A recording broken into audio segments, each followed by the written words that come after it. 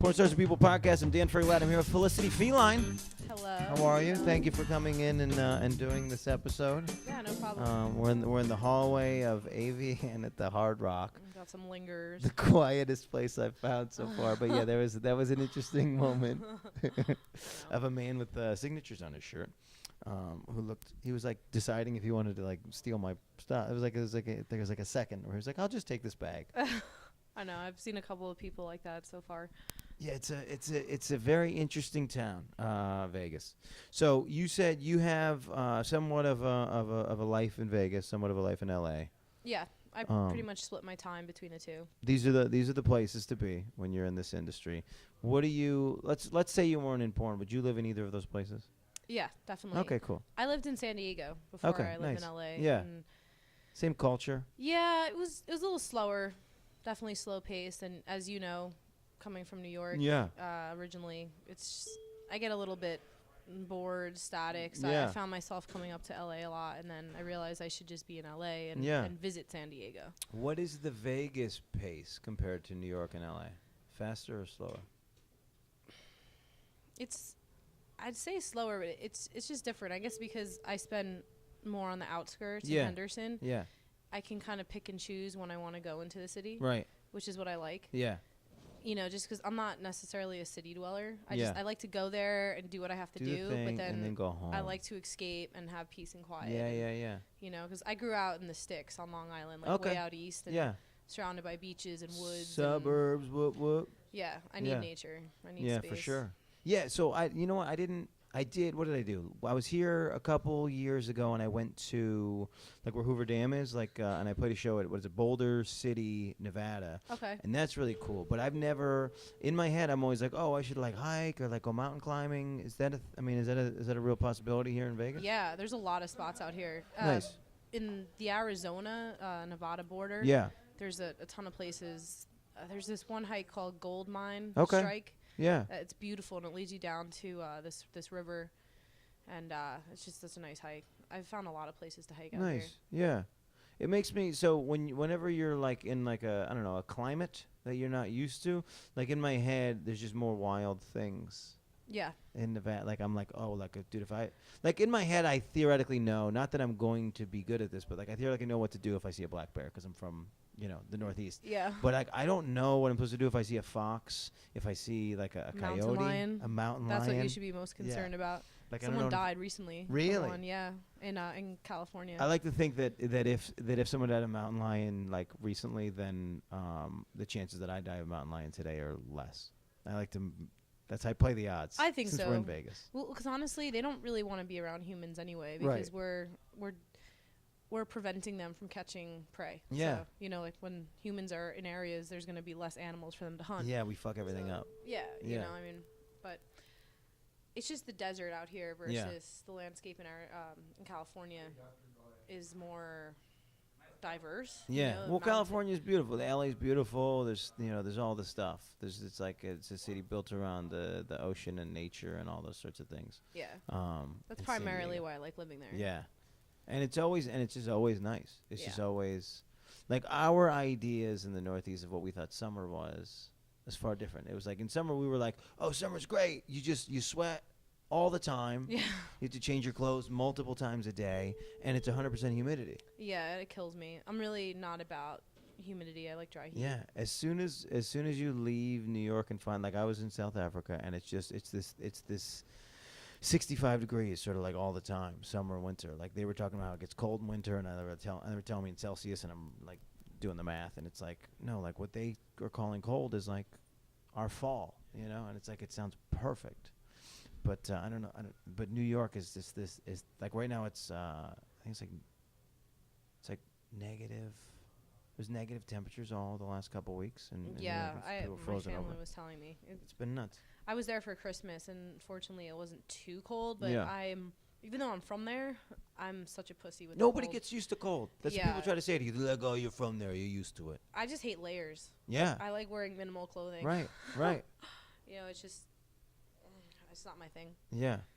Well, you picked the right places. So, how many AVNs have you been to? What am I supposed to do here? What am I supposed to know about?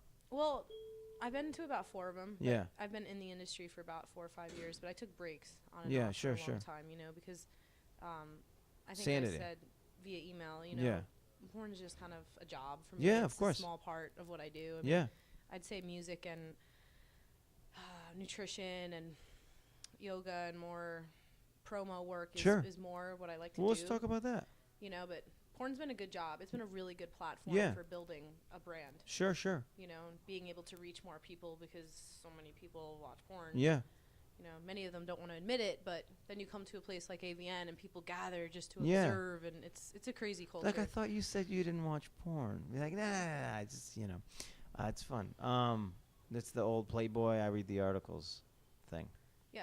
I mean, like you said, the name of your podcast, Porn Stars Are People too, and someone's got to do it. Yeah. I mean, we're just entertainers, so I just consider myself an entertainer of different sorts. Yeah. I do find that people in this industry, there's a thing that we're accessing, that I think normal people in the suburbs in Iowa and wherever are not accessing, which is like people's industry are able to communicate on a level that is making people understand what types of things that they like sexually, and they're getting them from porn, and they might not be getting them at home. And it's like, I advocate for being able to talk to your people about what you want. If you like a thing that's whatever, maybe it's a fetish, whatever. But the progression of sexuality throughout your life is crazy. Mm-hmm. And so, these people have this same sex for years, and people are getting divorced everywhere. And it's like, it's because we're not accessing the sexuality that we should be able to talk about and that we should be open about. Yeah, I agree 100%. I mean, that's actually one really positive thing that has been a outcome with porn. I've learned a lot about myself sexually as far as knowing what I like, knowing what I don't like. Yeah. And the fact that I'm able to kind of express it in a safe environment with people that are tested and I'm getting paid for it. And there's an agreement. Yes. This is the interesting part, the agreement ahead of time. Yeah. And say if I'm not comfortable with something, all I got to do is stop and say something. Right. Whereas on like the streets, just like, just out here in the world, you have to like, as a man, you have to just try stuff if you don't want to talk about it. And then as a girl, you have to like be prepared that he might be trying shit on you. Yeah. So there's just there's something about the way the whole process happens that I think is just healthier than what's happening on the streets. Exactly. But I'm going to play devil's advocate for a second, because a lot of times I've noticed people often get addicted to porn. Sure. And instead of communicating through their partner and saying, oh, maybe we should try this, they don't. I think this is a real concern. It is. It totally is. Because I honestly don't really watch porn very much. I never really did. You don't have to. No, it's not really my thing. And you can have what you want in your real life. So like you don't have to have this thing that you're closed off about. Yeah. Because you can communicate. Yeah, I'm a very open person. I mean, I wouldn't be if I wouldn't do porn if I wasn't. Right. But, it's just I think maybe sometimes people are embarrassed to admit some things that they may be into, and so well, it's a cross between it's like I don't know if I should be feeling this way, and I don't know if my partner's going to feel this way. Yeah. And then your partner might look at you differently if so you want to Fuck try or try something fetish wise, and I've learned throughout the years to never judge. I'm the most non-judgmental person ever, because just everyone's different. Everyone gets off to different things, and including myself, you know, but certain fetishes, like, they develop just psychologically for different reasons. Yeah. And, I think it's better to explore it and understand why you have those fetishes versus to not explore it, and it builds up, and then it becomes tension. Right. Well, that's what happens. It's the build-up, right? So, like, I approached having an open relationship with somebody early this year. It wasn't about whether or not we're fucking other people, but we both understood as 20 and 30-year-olds that, like, we're surrounded in New York City by people that want to fuck us. You know what I mean? And maybe we want to fuck them. And if we can come to each other and say, hey, listen, this is a guy at work. He's like been looking at me. And then I go, well, let's talk about it, as opposed to her just holding that inside. The longer she holds it inside is the more she's going to fuck this guy in the closet randomly, because it's like become forbidden, you know? And so we make something forbidden, and then for some reason now it's like our whole obsession. Yeah. And if you just talked about it, maybe it could have been a passing phase. Yeah, absolutely. Or people lie about it. Right. Right, because they just keep trying to push it further. And the thing is, you can't push it down. The further you push it down, the more it grows. Yeah. Whatever it is. Yeah, exactly. I mean, I totally support monogamy. Yeah. I mean, I'm all about that. Yeah, People are into that, but realistically, think of it, there's so many people in this world, and just over the years how society's kind of changed. Yeah, and it's not a thing in nature though either. That's the other problem. Yeah, it's just, I think some people, especially some women, they have trouble seeing their partner with someone else. Yeah. But it's kind of just about attachment. And if you realize you can have an emotional attachment with someone, but separate the physical. Well, it's a possession thing. Yeah. And it's like, this is only special if I only feel it with this person. And I, and like you're saying, I think we got to learn to understand that that's not what makes it special. Yeah. Totally. And having a connection with somebody doesn't mean that they can't have a different connection with a different person. Yeah. Though I'm going to play devil's advocate again. I mean, when I was shooting porn, I've been single the entire time. Yeah. I actually prevented myself from getting into a serious relationship because complexity. I didn't. Yeah. And it's just, I didn't really want to hurt someone. Right. And because a lot of people will say it's cool, but it's but then you're with your boyfriend and out with your friends, and your friends, his friends recognize you, and they've seen you get railed out on the internet. Right. The guy may not say it out loud that it bothers him, but deep inside it might. It starts going. So sometimes that makes relationships a little bit complex. And I mean, I'm a loner anyway. I spend most of my time alone, and it's just it's just complicated. Well, I think that's an important thing too, and I think that plays into the monogamy thing and a lot of other things. Is a lot of people that I know that have been in relationships for long periods of time are not enjoying themselves and their time alone. Like I'm a big go to the coffee shop alone. I'm writing in my notebook. I go to the movies alone because I don't want to fucking have somebody asking me why they're walking into the bedroom. Like, I don't know either. Let me watch the movie. You know what I mean? So I do all these things alone, and in my 20s it was like, it was awkward to people, and they didn't really understand why I would go to dinner by myself. But there's just, I think a lot of us don't access ourselves and really know ourselves and spend any time alone. So it's like you'll be in a relationship with somebody and they're starting to schedule their time. If you're gone, they'll just start scheduling their time when you're not around, and you're like, when are you gonna just be alone and be with yourself? And I think some of us are afraid to be alone in a room with ourselves. Oh, absolutely. And I've come across this a lot, not just from porn, but just in general, how people are. And a lot of times people will just settle in a relationship that they're not even really happy with just because they're, comfortable and they're with someone. And they're looking at this clock of, if it doesn't happen now, when's it going to happen? Yeah. I don't want to be alone forever. Exactly. And they'd rather be with someone instead of taking a risk that they're alone and they might not find someone. But I mean, I thoroughly enjoy my time alone. That's when I get to grow as a person. I mean, I have a really strong sense of identity. I know who I am. I love myself just because I've gotten so comfortable with who I am. And you've had to figure it out. We don't know, especially growing up and whatnot, we don't know who we are. It takes an actual amount of work and time and thought process to really figure out who we are, what we're capable of. And I think a lot of people don't have that. Yeah. No, exactly. A lot of people too, they identify themselves through other people. Right. They base their own identity through relationships that they have in their life. Right. We've all been in the thing where all of a sudden our partner's now crazy into sushi because that's what we're eating. Or what, you know what I mean? Though I'm selective about the relationships I get into, whether it's sexual, friendship, mentor, whatever, business. Just because time is valuable. Yeah. Let's face it. And I'm not saying that in a pretentious way. It's just that how I choose to spend my time is really important just because I have a lot of different interests. And time management is probably the most significant thing that I've really had to focus on the past few years, in order to reach success. Sure. I have to prioritize what I do. And that plays into relationships too. I mean, who I spend my time with, that has a huge influence on my life. Right. If I spend time with people that aren't motivated or are doing drugs and just partying every night, that's going to rub off on you in a way. Whether it's physically or psychologically. And so I feel bad sometimes, kind of cutting certain people out of my life. But working in different entertainment industries, I've really kind of learned who are toxic people and who are beneficial, and porn especially. It's just... I'm not trying to criticize it. There's a lot of good people in it. And it's not even about them as much as it is about you, as far as like some people can thrive in that environment, right? Yeah. They can thrive in the drug, whatever, that whole thing, but it doesn't work for you.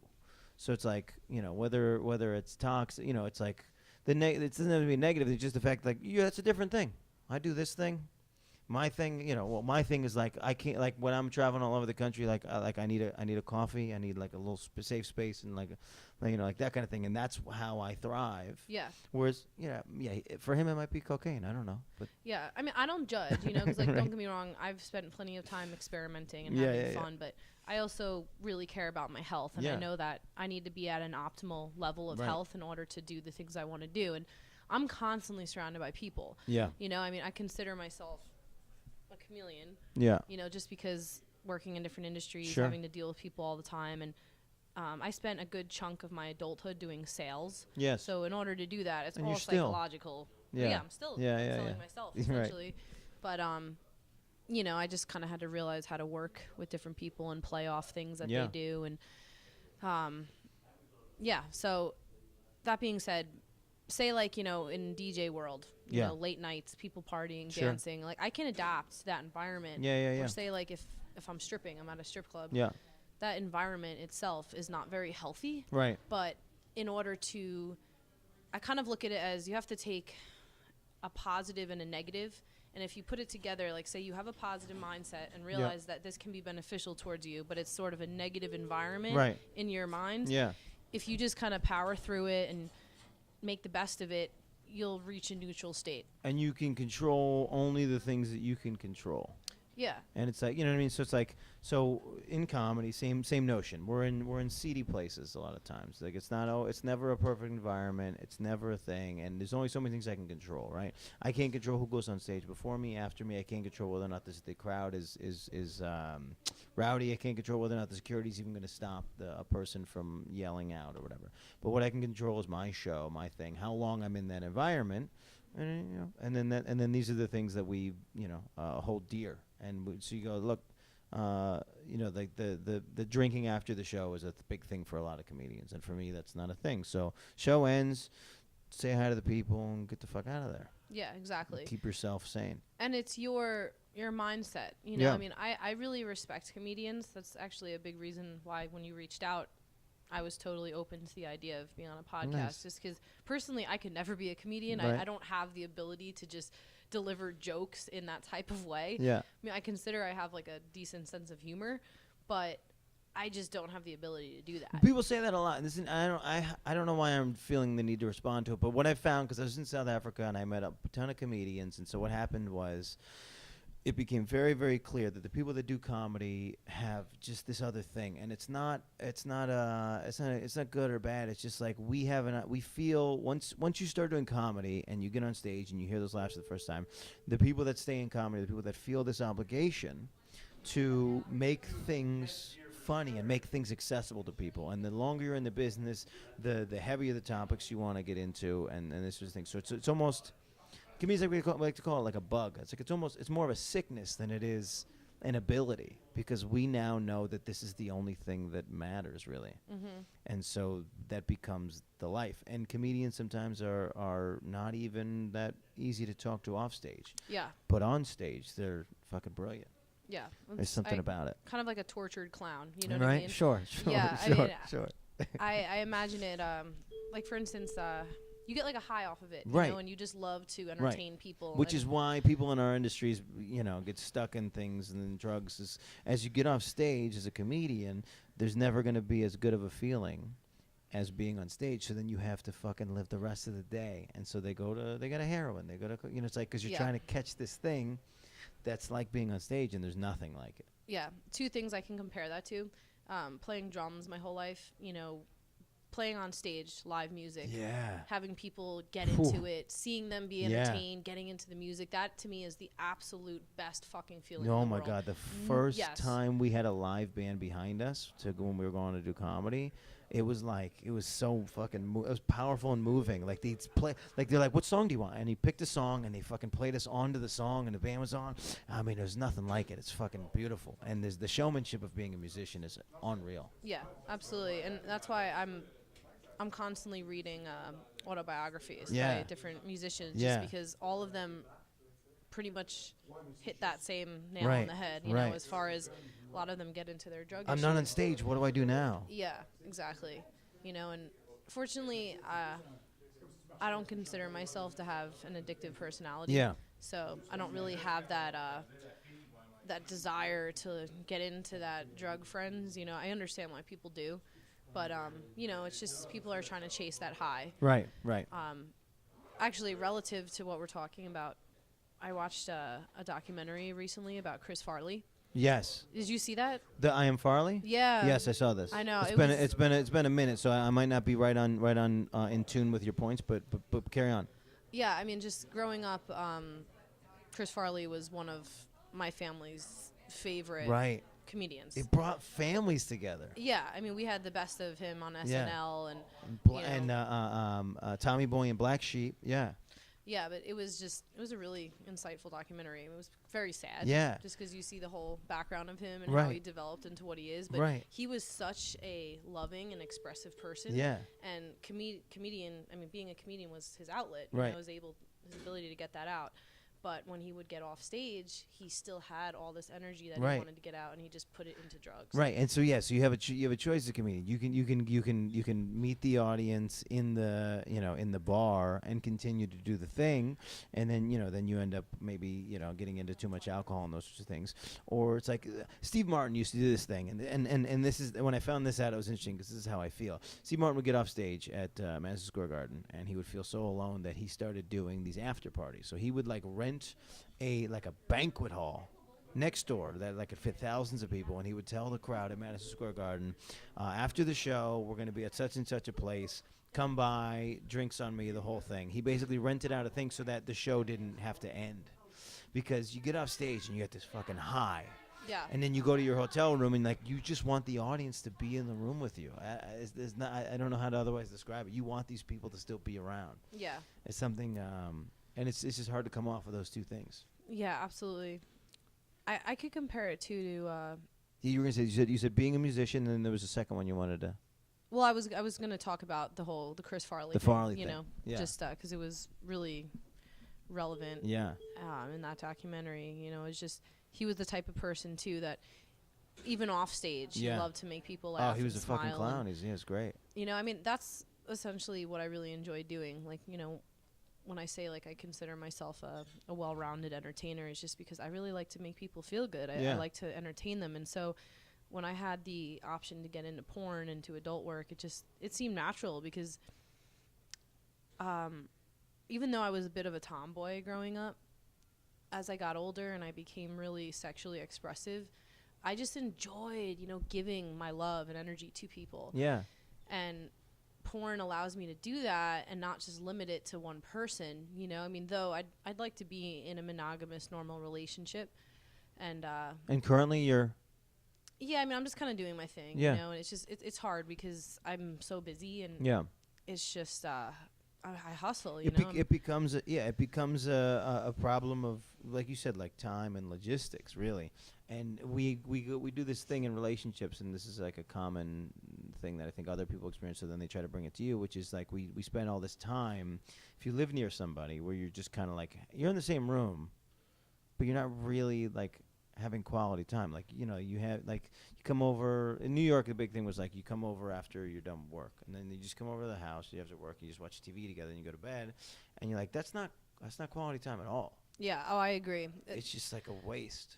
I see it in a relationship. The two people should be partners. They should be best friends. They should be adventure buddies. And if that's not there, if you're not on the same wavelength mentally, and you're able to communicate clearly and just feel completely comfortable around that person, right? In a way, yes. A way is a big one. Yeah, but you can literally sit next to them and you're not thinking about what to say. Right. You're just there. You're present.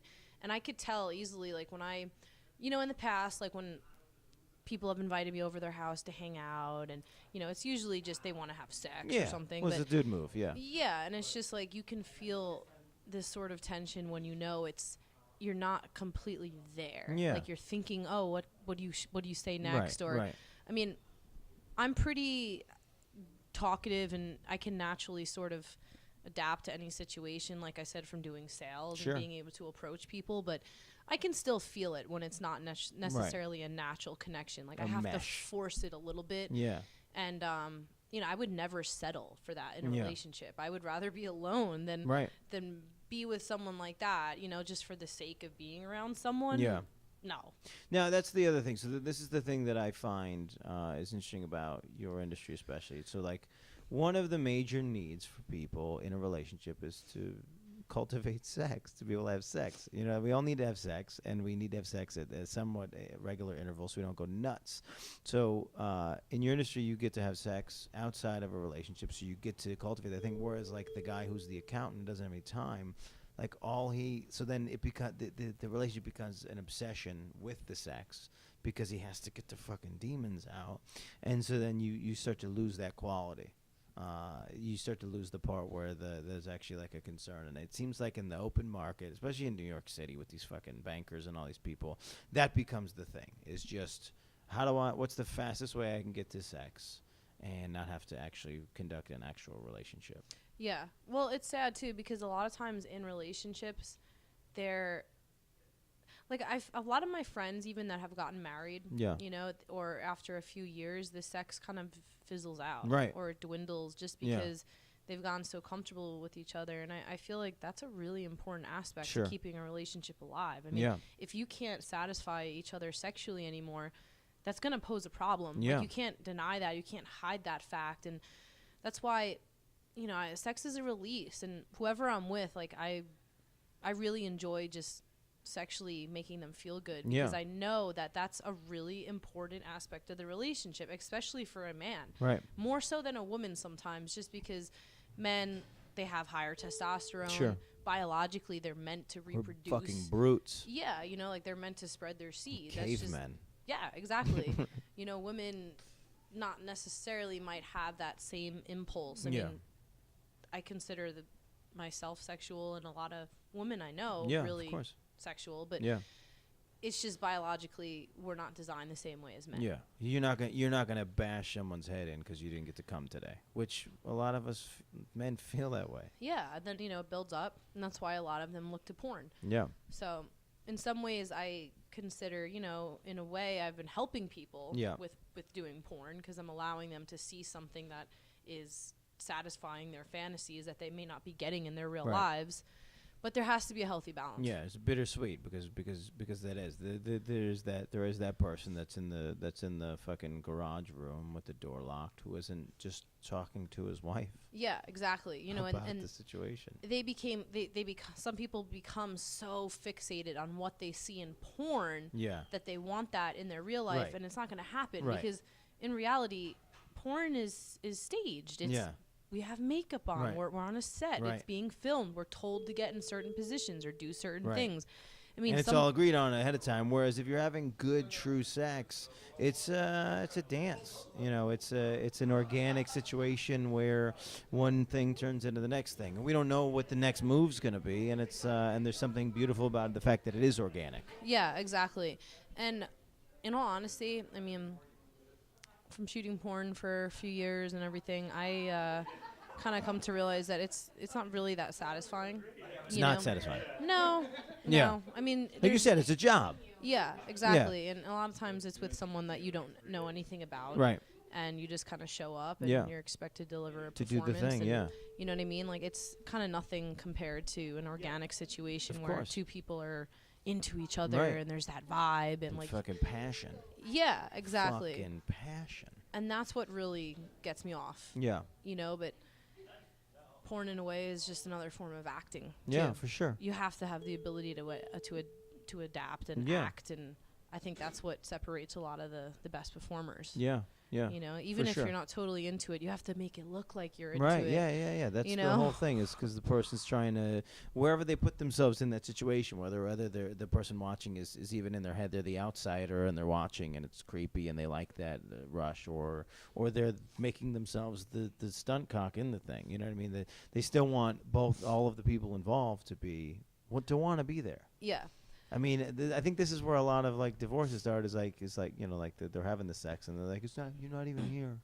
Who are you thinking about right now? You exactly. know, it becomes that kind of thing. They're like closing their eyes or like looking away. You got to be in that moment. It's like a one and done pump, you know? Yeah. Like mechanical, right. That's sad, you know, but at the same time, sometimes that's just how it is. Like a guy comes home from work, he's exhausted. He's not trying to have a 2-hour foreplay sexual thing. It's just he's horny. He wants to just put it in and get off, and that's it. Like, and when I'm dating someone, if that's the case, sometimes that doesn't bother me. Sure. Like I said, it's like, you know, a part of the relationship is give and take and allowing the person to just sexually get off. What I was going to say, though, too, oh, man, I spaced. Sorry. It's a lot. It's a lot of things. The elevator. There's a lot of people, The elevator's in and out. I just saw someone, too, that I knew. Oh, yes. Yeah, it's so much happening at the same time. It's a sensory overload, this whole thing. Yeah, but within porn, now I remember. Within porn, I've shot the idea of shock value. Yes. Plays into part 2 because there's a lot of things that people watch in porn. It's just shock. Yeah, that really was just made to pull in viewers and to entice people and comedy too. Oh, totally. And earlier on in my career, like I did shoot a lot of shock stuff. Yes, you know, and things that maybe now it's not completely great to see, you know, and people often bring it up first thing, you know, especially like the more rough scenes that I did. And a lot of people forget to separate fantasy from reality. Sure. You know, like they see these porn stars and they think, oh, they must be like this in real life because, you know, they're face fucking on camera. Right. And really that's not the case. That might not be your favorite thing. Right. No, it's not at all. I mean, in all honesty, I actually consider myself pretty vanilla, like off camera and in my private life. Like I like to cuddle and kiss and be sensual. And, you know, on camera that doesn't really come over well because a lot of people don't really want to watch that. Somebody, over the years, there's always been somebody who, like every couple, shows, I'll run into the person whose idea of a premise of a thing is porn for women, which is like either just like handing women diamond rings or like, or this like slow sort of like non-penetrative, like just make out sessions or whatever, this like Christian porn kind of thing. Like the Notebook, but extended, you know, into and actual people don't hardcore really, sex. and that's the thing is that like it was like that sounds great, but who would want to watch that? Everybody wants to experience that, but nobody wants to watch that. Yeah, exactly, exactly. You know, and so that's why I tried to do as many different scenes as I could while shooting. I mean, like for instance, I also shot a lot of anal throughout my porn career, but in all honesty, like I don't really care too much about anal. Like it doesn't really do anything for me. Like I can do it, I can handle it, but it doesn't really get me off. But if my partner loves anal, then it's like okay, like I'm willing to do that for him if that makes him happy. Yeah, there is an interesting. I have found this that there are people whose specialty is the thing they don't perpetrate in their daily lives, which is just an interesting. Which is that, but that's a little bit of like trying to keep the thing sane. You know, like trying to keep yourself sane is like because you do that thing there, then that's now the not doing the thing becomes the special part, right? Yeah. So it's like it becomes that kind of aspect, and that's how I feel. That's how I feel with comedy and the thing and the spotlight. I've been trying to figure out the fact that I have to do the posts on the Instagram, on the Twitter, and things like that. What makes it difficult then to be in a relationship or with people in your life because I don't want to put those people on those things. You know what I mean? Like I don't want to put, if I'm dating a girl, I don't want to put her on Instagram because my post before that was about the podcast or whatever. So it's like this one little private thing is for me. Yeah. And that's a hard one because it's like counterintuitive. It's like, why are you hiding me? But it's like, no, like you're so special to me that I don't want anybody else to like see. You know what I mean? Totally. In a way, like you're my thing. Yeah, I completely get that. And I feel that the past 10, 20 years as social media really has taken precedent in how people make their careers. Because let's face it, if you want to be a successful entertainer, unfortunately, you have to have a presence on social media. Shaquille O'Neal announced his basketball retirement on Twitter. Really? Yeah, like 10 years ago, yeah. Yeah, I mean, that's just how it is now. Yeah. You know, and it's kind of sucks in a way, but like even like musically, like if say you're a band and you're trying to get a gig at a venue. A venue is going to... They look at your social media first. Yes, and if, say, they're choosing between one band that has 50,000 followers and one band that has Yeah. They're going to go with the other band. 1 million followers. Basically, you get to do whatever you want in today's society. This is what's insane. It is. And this is how they cast most of the television programs now, where they put comedians, as they see what their social media following is. And so it's tough as comedian performers who put 12 years, 13 years, 20 years into their thing. And a guy who started 20 years in comedy, he doesn't know anything about fucking Twitter. So it's like that guy who I would trust on stage implicitly with every instinct, versus the guy who's 22 and who's made a couple videos. They give him the show, and I'm going, but this guy you don't understand. He's a legend, right? Right. And so this guy, gets to be in a position maybe that he shouldn't be in because of social media. But that's the business that we're in. So I know it's a catch-22, yeah. And it's sad, but it's like that in porn. Yeah. It's like that in music. For sure. It's like that with any entertainment industry, because the more presence you have, the more people you can reach, and yes. people realize that. This is what I found interesting. Now that I've been doing the podcast, it's like I only have certain metrics to decide whether somebody what their standing is in the industry. And so initially, when you watch porn, whoever you're attracted to, you're like, oh, that's the fucking James Dean of porn. And then maybe you'll go to the social media and you're like, oh, well, they don't have as many followers as this person. So you're like, now you're trying to like figure out what how to rate the system of who's popular and whatnot. And what was interesting for me was to go to Exotica and then see the porn stars interacting with other ones, because then you can see who actually has respect in the industry. Yeah. And sometimes it has nothing to do with any of those other factors. It has nothing to do with what I think that their videos are doing, and it has nothing to do with their Twitter following. So there's an extra X factor, and we have to try to slam them all together and figure out what's the most important. Yeah, I agree. And a big reason when I decided to kind of get into porn was because I realized that it was a way for me to develop a following quicker than if I just decided to pursue music alone. Sure. And sometimes I've gotten crap for people in the music industry saying, well, you got into porn, you're kind of a sellout in a way because you should have just went with music. And I said, well, honestly, I had the opportunity to do it. Yeah. So why not combine the both? Right. That's like saying someone can't do multiple things in their life. That's just some hater energy. Yeah. And that's so, all that is. I never let that bother me, but that does happen sometimes. Yeah. There's certain musicians that won't take me seriously because they see that the lens of porn. Yeah, and likewise, in the porn industry, there's a lot of companies or producers that realize, porn's not really my passion or my main thing. Right.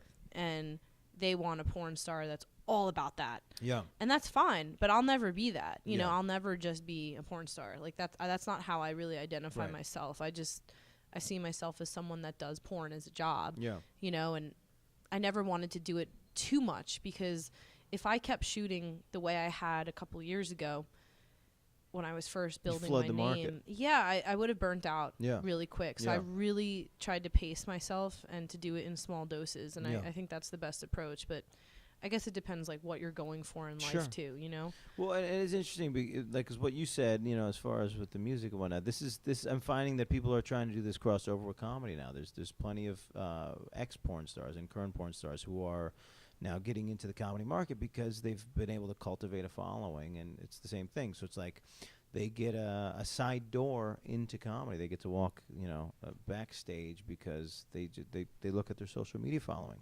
and so they get a lot of opportunities. And nothing against them if they love comedy, all for it. But it's just an interesting spot to be in, where basically you can buy your way into a lot of other entertainment jobs this day and age. Yeah, absolutely. But then again, like I kind of brought up, sometimes it's bittersweet, double-edged sword, just because even if you have a huge following from porn and you want to cross over, which a lot of girls end up doing, because let's face it, you're not going to be able to do porn your whole life.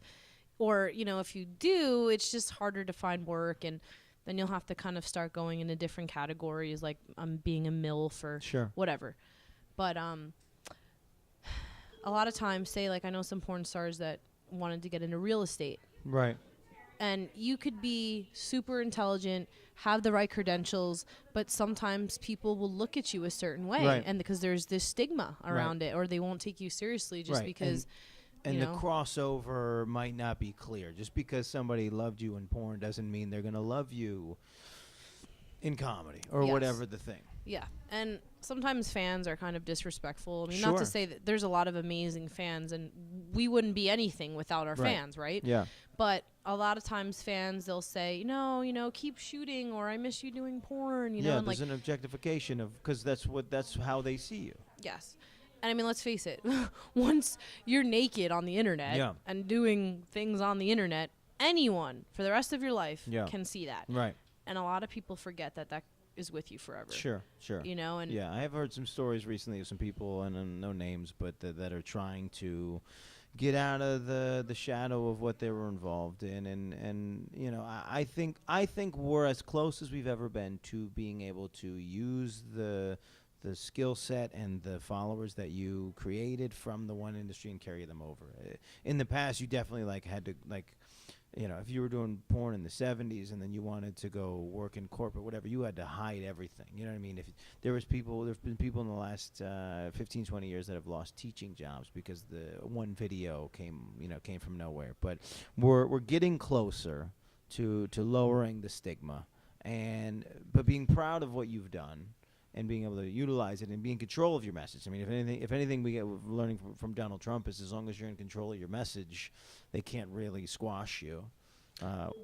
Not to say that I'm for Donald Trump in any way, but being able to cultivate the thing that you're involved in and not hide behind it. Yeah, absolutely. Has a value. And you have to understand your self-worth, and as long as you're confident in what you're doing, it doesn't really matter what people think. Yeah. I mean, beginning of my porn career, I was very frustrated and I wasn't sure what I wanted to do, but I realized at a certain point I could either embrace it and let it be a part of who I am, or try to hide it. Sure. Right. Yeah, you can't hide it. It's like that's the opposite of the goal of what you're trying to do. Is you're not trying to quietly be in the industry. You want to make a splash. You want to make an impact, and you want to cultivate that side of it. So you go all in and just make sure that you have the level of understanding of what you're doing and the control that you need. And that's honestly the worst feeling in the world, when someone does something and then they feel like they have to hide it, and they can't let it be a part of their lives when they know they didn't really do anything wrong. Right. It's just socially, a lot of people, they don't understand it. Across the board, not even talking about porn. People would say to me when I first started doing comedy, "I can't believe you said that in front of your mother." And I said, "Well, that's my mother, and the reason why I'm saying this has a lot to do with the way that she raised me. So of course I'm going to do these jokes in front of my mother." And I had a girlfriend in college who was a huge drinker, loved drinking. It was like her identity. And then I found out that she was hiding this from her parents, and it blew my mind. It's like, you love drinking. What do you mean you would never drink in front of your parents? That's literally who you are. Yep. So it's just it's the same thing. It goes to speaking to this idea that we need to know who we are. We need to understand ourselves, be able to be alone with ourselves, and look in the mirror and go, look, this is what you do. Yeah, and there's nothing wrong with that. Whatever it is. Yeah, I agree. Similar to just what you were saying, I'm friends with I'm not going to say a name, but sure. I'm friends with a successful comedian, and we've had this conversation before about how comedy and porn are very much hand in hand. I think they go hand in hand. I think it's the same size. This is why I started the podcast. I think the same size industry. I think it's the level of familiarity is the same. I think the level of exploitation is the same. Yes, and also there's a huge level of vulnerability. Sure. You're putting yourself out there. All right, maybe not porn. You're not on stage. Yeah. But you're putting yourself on a platform. But if a comedian has a small dick, he'll talk about it on stage. If a comedian has a thing wrong with him, he'll talk about it on stage. Exactly. And Amy Schumer got really famous when she first started. She really started opening up and said, "Look, I have herpes." She just working into a joke. It's like there's a vulnerability that you have to give these people for it to have a real impact. And then more people can relate. Right. There's this podcast, TED Talks. Sure. And there's this one episode about comedy.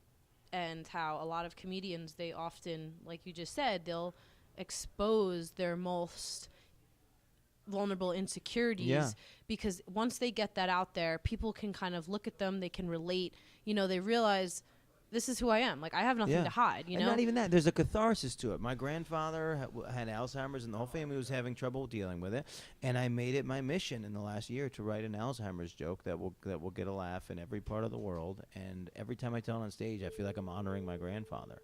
And because it's something that was hurting me and hurting my family. And the only way for me to grab a hold of that and own that moment was to write the joke and perfect the joke and make fucking hundreds of people on board with this idea. Did it cause any controversy? No, I fucking actually. This is just weird and timely, but yesterday I was at my grandfather's funeral and I talked about how I'd been working on this joke, and I finished in my head I finished the joke 4 days before he died. And it was random, but I found out the day that he died, and I was in South Africa. I couldn't fucking do it. I couldn't get anywhere. It takes me 2 days to get back, and my first thing I want to do is get on stage and tell that fucking joke. And I told the joke, and I made a room full of people laugh at this idea of Alzheimer's. I'm not gonna do the joke for you, but this idea of Alzheimer's and what it means to him and to my grandma and to their relationship. That's the thing I'm playing with. And without that outlet, I don't know. I mean, it would have hit me way harder. I don't know how I would have handled it. Yeah. Well, that's really awesome that you did that, just because I think a lot of times people they heal themselves with comedic relief. Yeah, sure. You know, I mean, even in sad movies, sometimes, you know, they'll add tidbits of comedy just because it allows people to feel a little bit better about the situation, you know. And that was another thing that they brought up on the TED Talks, you know, just, you know, you go into a hospital and a little kid is dying. Like, what is going to make the kid feel good? Talking about his present condition, or being making the Jewish him laugh, mother, right? Just talking about how bad it's going to be, and complaining, or laugh and try to make the best of the situation. Like, what else are we going to do? Right. You know. Right. Which is what I feel like you guys are doing for sexuality. Yeah. Is you're putting it on out there, and you're breaking it apart, and you're saying this is healthy, and this is something that we should all be dealing with. Exactly. Instead of just people, you know, keeping it to themselves and not expressing themselves and not understanding what they want, you know, or what they need sexually. It's like, oh, hey, you know, all these porn stars, they're doing this, and well, my interest in porn, as much as it is my interest in comedy, is all about honesty. I've never been able to understand why people lie. Shame. Personally. Sure. Shame. A lot of it is they shame. lie about everything. You know, they try to put their best foot forward. They try to do all these things that just aren't true, and it's just like, no, just live the thing, and then you don't have to lie about it. Yeah. Well, a lot of people just don't want to admit things that they're into, or they're insecure, you know, and like it said, it brings up vulnerability. You know, it brings up aspects of their personality or things that they keep to themselves that they're afraid to admit to other people. Yeah. You know? Yeah, I agree with all those things. Well, look, you've been a wonderful guest. I appreciate you doing the podcast. Let's have you plug all of your things for social media. What's your Instagram? What's your Twitter? What things are you involved in? It's Twitter and Instagram handles Felicity Feline. And then my website blog is officialfelicityfeline.com. And I apologize, 'cause I really wanted to get into the nutrition aspect of things. I wanted to get into the musical aspect of things. We didn't touch on those as much as we could have. So musically, same site, same place? Yeah. Check out all of her music. Check out all the things that are happening. It's a very fully faceted individual who can speak on many things, and you know, if you enjoy the porn aspect of things, if that's how you found her, check out the other stuff. Just like if you saw us on iTunes or Google Play, we're on the other thing. We got some YouTube content from today. We try to bring you good content weekly. Thank you again to my guest, Felicity Feline. Thank you. You're awesome. Give her a follow. Thank you guys for listening.